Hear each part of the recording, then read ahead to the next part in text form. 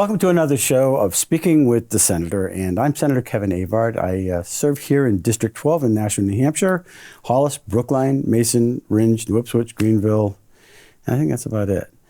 But yeah, we're here today, and we're going to have a little chat with just a local resident. And you know, from time to time, I like to just get a feel for the lay of the land and what's on people's minds, and what's their heart passions. And so I was just talking to an individual the other day at Fulcino Vineyard. We were at a comedy show, and they were sitting across from us, and I was enjoying the conversation. So I said, "Hey, let's have a conversation on the TV show." And so that's why I'm inviting a former attorney,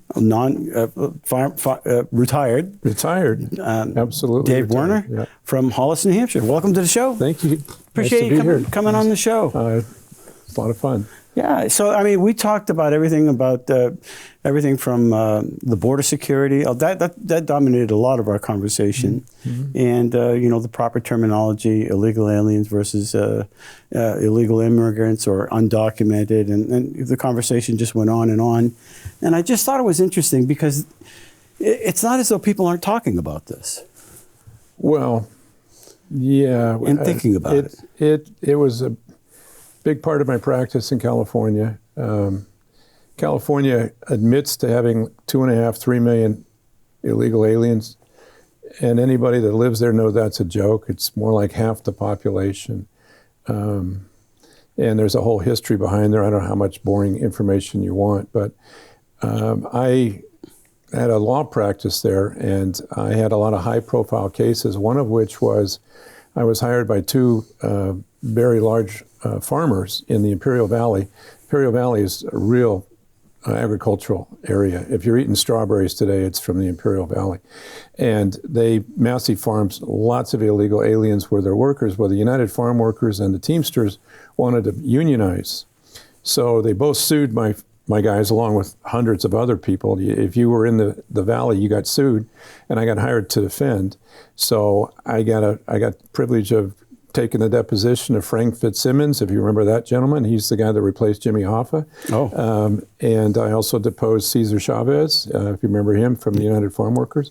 And I got a whole education about everything to do with immigration in California.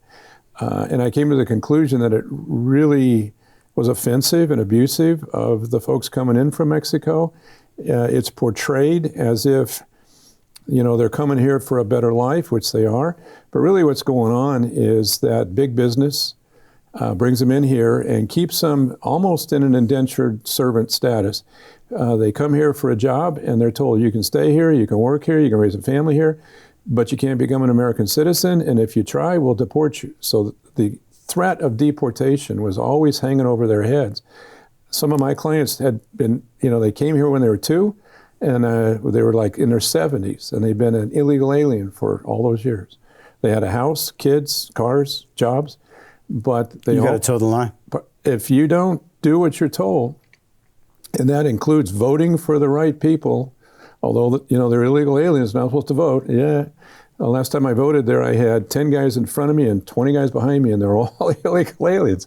And they all had a little envelope that had the instructions on it. And they just open it up, hand it to the registrar. It's a pre-made out ballot, hand it in, and they voted. And that was in a very upscale neighborhood, $1 million homes. So I represented a lot of these folks. The thought is they come here and, like I said, they're looking for a better life, and they are. But the system is not. That's not what immigration is all about. It's about bringing in a whole panoply of people to do labor. To be exploited, basically. And it's very abusive. And I represented lots of folks. There's something that caught my interest in our conversation as well that we were talking about. I believe there was an illegal alien that maybe had some type of an accident, and you were representing them on some type of loss of wages or something to that effect. Sure. And then they said, well, I don't work, but they showed you a canceled check or a check that they get, something to that effect. Yeah, when you come across, this is back years ago, it's still the case, but the border between California and Mexico was pretty open. I don't know if you ever saw a movie with Cheech and Chong called Born in East LA, but it parodies the whole thing. And these guys, they're in Mexico and they just like get 2,000 Mexicans to come across the border and just, they have a party and come in. But anyone that came across the border was immediately handed a check. It varied from $1,300 to $3,250, but they got it every month. And it came from the federal government. They were also being funded by what are called NGOs, non-governmental organizations.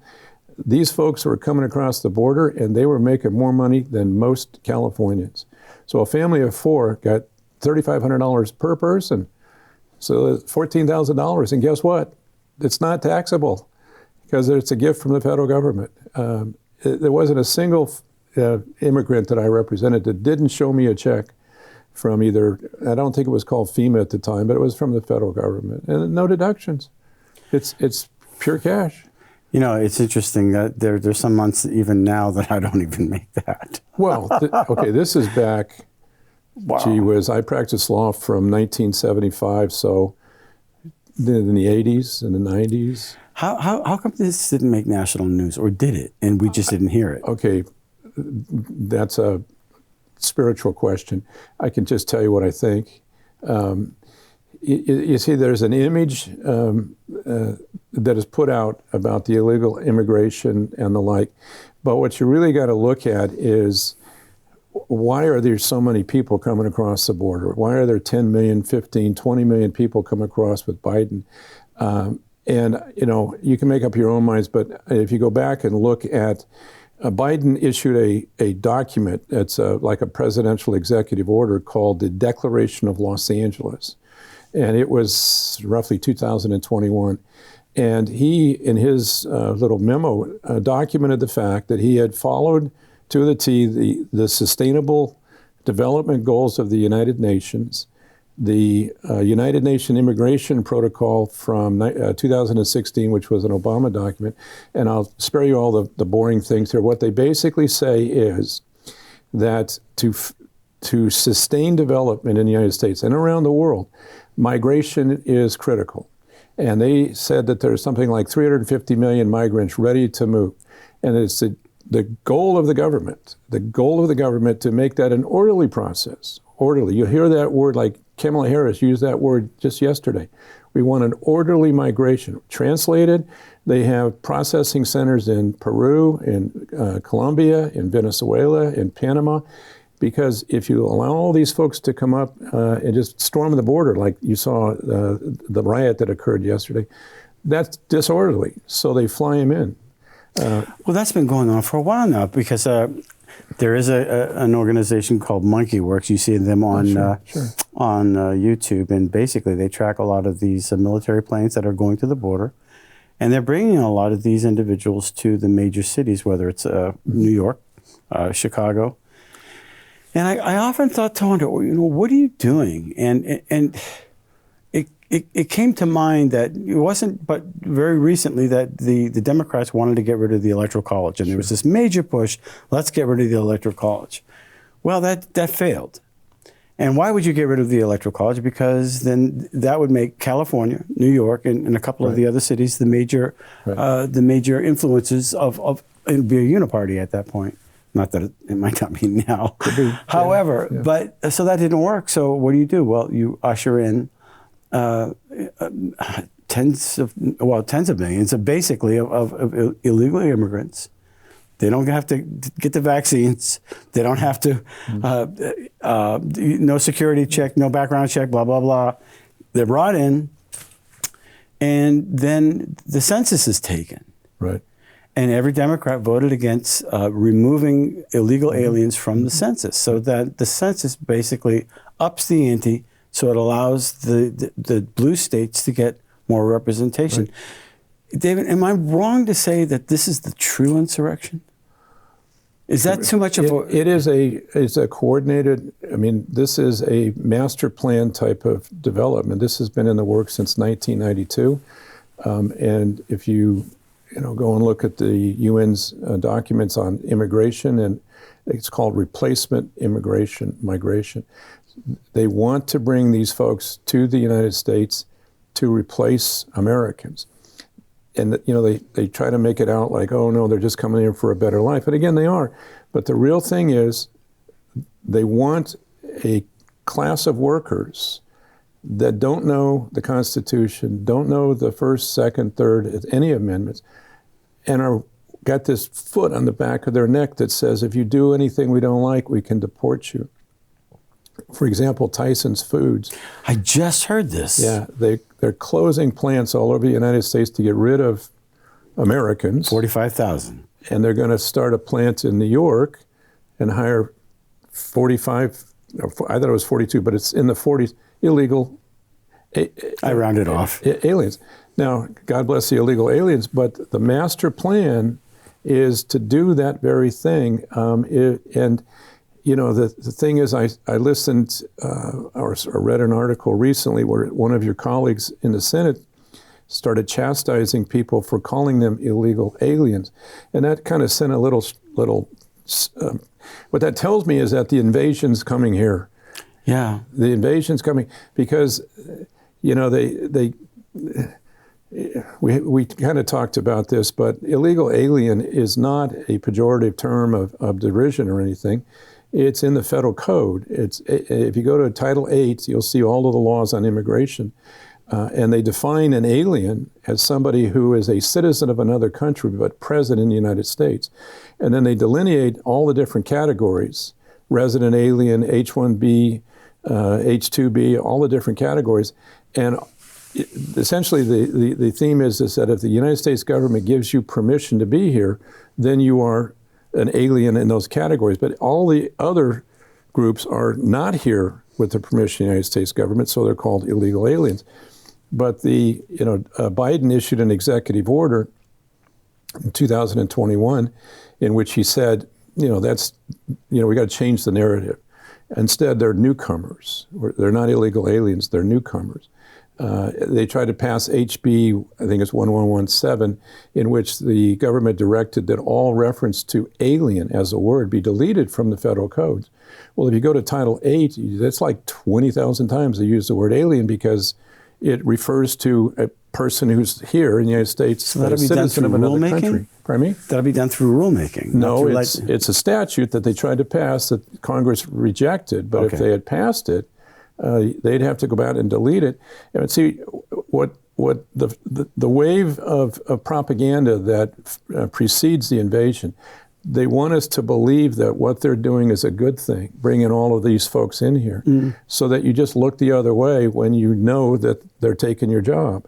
Or your house, like the squatters in New York. Yeah, and one of the amazing things that I encountered when I first got here from California was I went to Walmart, and two things happened. The first thing doesn't matter, but the second thing was I was surprised that the lady helping me was speaking English, and that's not a derision. In California, all of the jobs you got to speak Spanish. Bingo. In fact, some places they won't even talk to you if you speak English. I was at Walmart yesterday, and they have a guy checking out. I don't know what he's doing. His name is Edberto.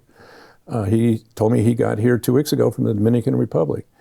So I think this effort by the folks in Concord that change the narrative and start saying, well, they're newcomers, is designed to make us accept the fact that we're about to see a huge wave of aliens coming to New Hampshire. Well, we had a rigorous debate actually yesterday on this whole topic and actually the previous session.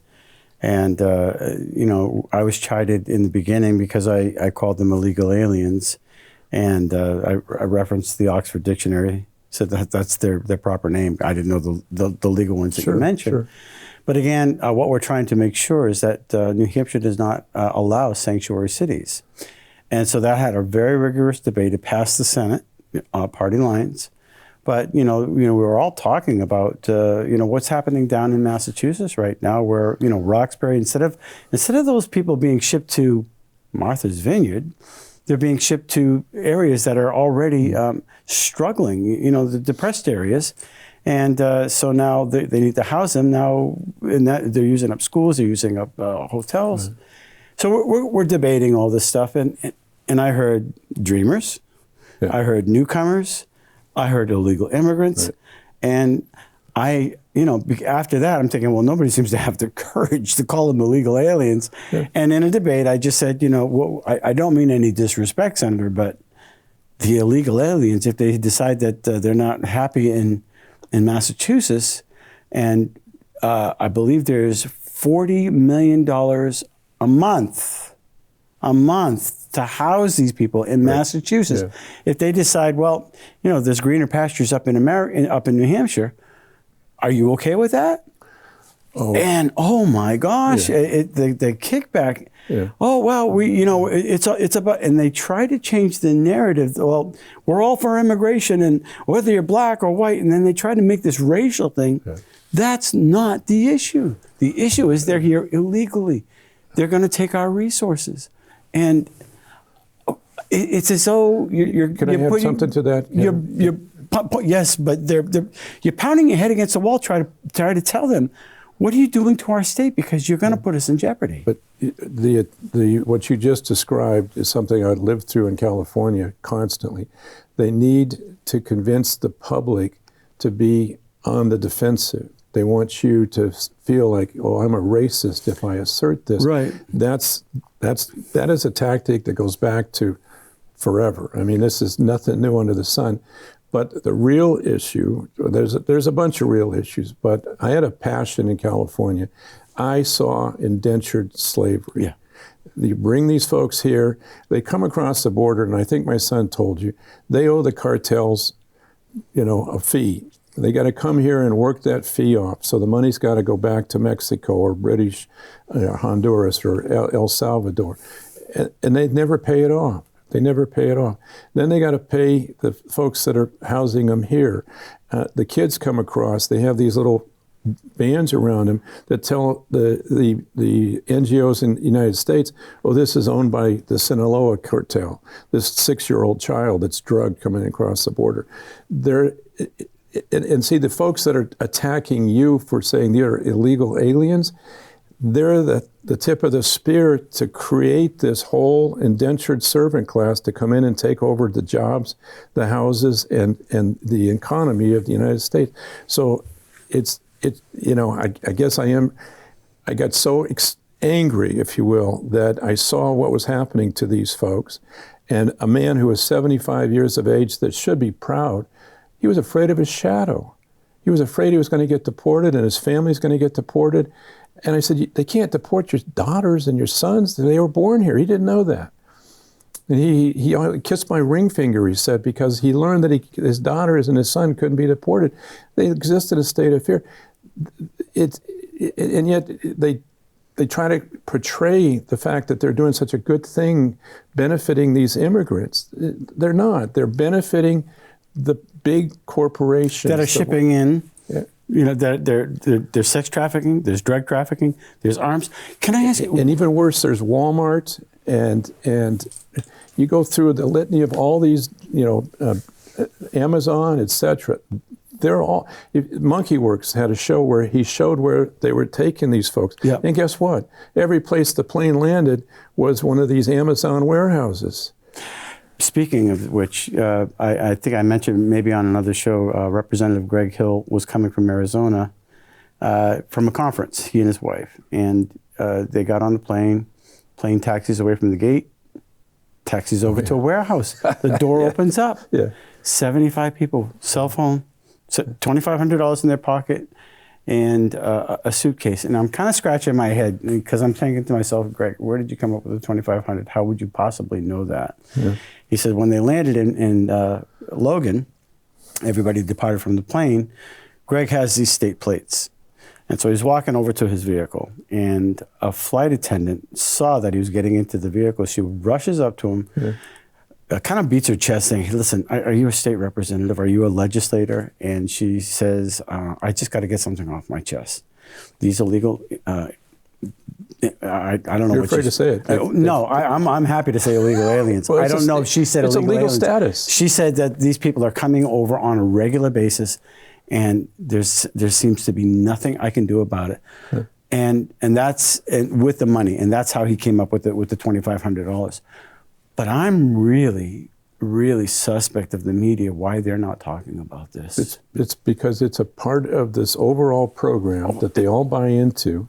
Go read the Sustainable Development documents from the UN actions on migration. This is not, oh my God, how do these people get here? Federal government is, it's a master plan. Is this why you think they're after Trump? He won't play ball with them. Right. Okay? They won't play ball. There is massive amounts of money involved in this illegal migration. I told you earlier about these folks that get these checks. They don't keep the money. They send it, one of the biggest sources of income for Mexico, I kid you not, is the money that is sent there from the illegal aliens that come here, get the checks and send it back to the cartels, to the government, to all kinds of people. If you look it up, you'll see that it's either the first or the second. I think tourism might be ahead of it, but that's the biggest source of income. And China, you don't leave China without permission. No. And thousands, not hundreds, but thousands and thousands of military-aged individuals are crossing our border. They're actually skipping that precarious trail that everybody seems to be talking about, and they're being shipped by boat, crossing the border that way. Well, they're coming in from Canada too. Yeah, they are, and they're going up into Maine, and that's one of the things that your son brought to attention before it even hit the news. And I thought, okay, wow, very good. One of the things that comes to mind that I don't think people may remember, but there was a thing that happened under the Obama administration. It was called Fast and Furious. Mm-hmm. Fast and Furious, I don't know what type of weapons were sent across the border, but nobody would have known about all these arms that are going across the border until one of our border security gentlemen got killed by one of those arms. And they traced it to Fast and Furious. Mm-hmm. Scandal, move fast forward. I don't know if anybody ever found out what happened to all those weapons. Why did he ship all those weapons across? And why did he ship billions of dollars to Iran? I'm beginning to wonder what the hell our federal government is doing. I might get in trouble for this. But what are they doing? Their job is to protect us. Mm-hmm.